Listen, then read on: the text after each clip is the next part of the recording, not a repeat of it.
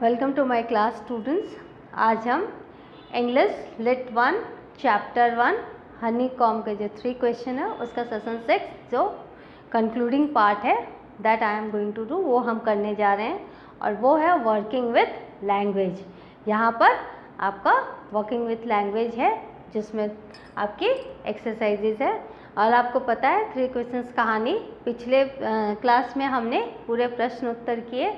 यह राजा की कहानी है, हर्मिट है इसमें और इसमें एक वुंडेड मैन है। कैसे राजा एक हेल्पफुल इंसान था, कैसे वो काइंड हार्टेड पर्सन था, कैसे उसने मदद की और कैसे हर्मिट ने बताया कि यदि वो उसकी हेल्प नहीं करता उस समय डिगिंग द ग्राउंड करने में अगर मैं हेल्प नहीं करता तो वह वापस लौटता और वह मारा जाता उस एनिमी के द्वारा जिसको कि राजा के बॉडीगार्ड ने घायल किया और वह राजा के ही द्वारा ही सेव्ड हिज लाइफ।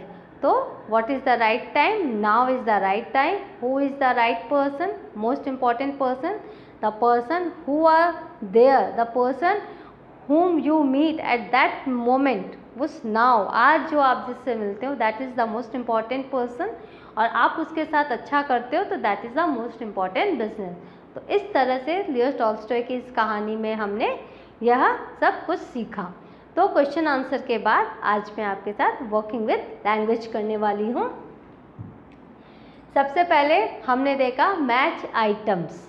आपको शब्द दिए गए, you will have to match it with the meaning. Now the word is wounded। आपको पता है wounded मीन्स सीवियरली इंज्योर्ड, बहुत ही ज़्यादा घायल। अवोक, गॉट अप फ्रॉम स्लीप, जागना। forgive, pardon, माफ़ी। faithful, loyal। pity, feel sorry for। return, give back। beds, small patches of ground for plants severely injured। तो आपने देखा इस तरह से हमने मैच किया वर्ड मीनिंग। अब है फ्रेमिंग, फॉर्मिंग सेंटेंसेस। कहा गया है 3 वर्ड से आपको सेंटेंस बनाने हैं। आप फॉर्मिंग सेंटेंसेस या फ्रेमिंग सेंटेंसेस भी लिख सकते हैं। या wounded, many soldiers were wounded in war। War में ही बहुत सारे सोल्जर्स मरते हैं तो I have return this sentence for you. faithful, we should be faithful to our country। forgive, we should learn to forgive others।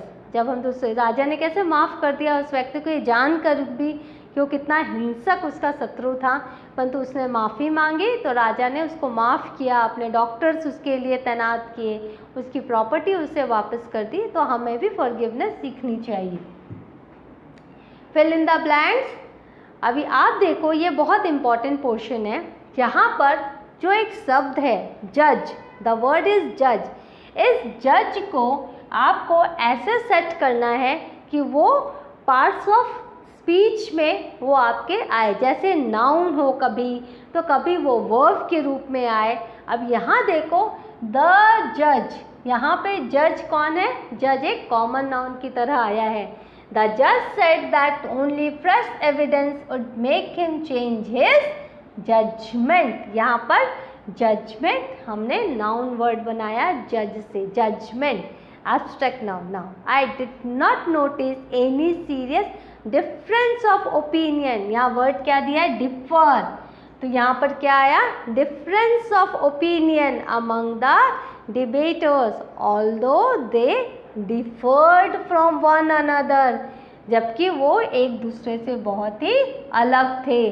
तो यहाँ पर आपने देखा difference, यहाँ हमने इससे वर्ड बनाया differed। नेक्स्ट अब देखिए द वर्ड है answer. You will have to make sentence, you will have to write the correct form of answer.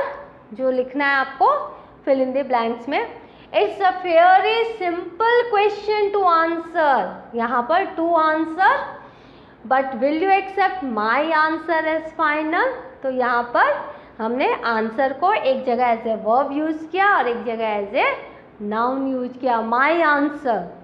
Now it isn't necessary। यहाँ वर्ड क्या है? necessary। It isn't necessary that necessity should always be the mother of invention. जरूरी नहीं है जब ज़रूरत पड़े तो ही आप कुछ इन्वेंट करो. It isn't necessary that, या necessary से हम नाउन बनाते हैं necessity, ज़रूरत. सेकेंड, फिफ्थ है hermits are wise men. यहाँ पे वर्ड दिया हुआ है वाइज, तो है hermits are wise men. How they acquire their wisdom. Wise से हमने एब्स्ट्रैक्ट नाउन बनाया wisdom, तो यहाँ पर wisdom वर्ड आएगा. No one can tell. कोई नहीं जानता उनको उनका wisdom कैसे मिला. अभी देखिए आप, the word is decide. Decide, तो the committee had decided to make.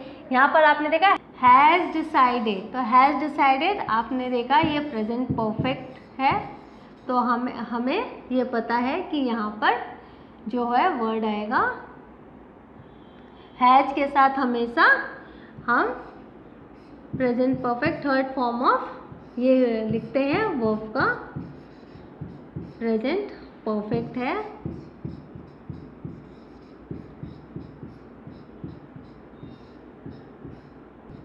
Present perfect है हैज़, तो हम हमेशा थर्ड फॉर्म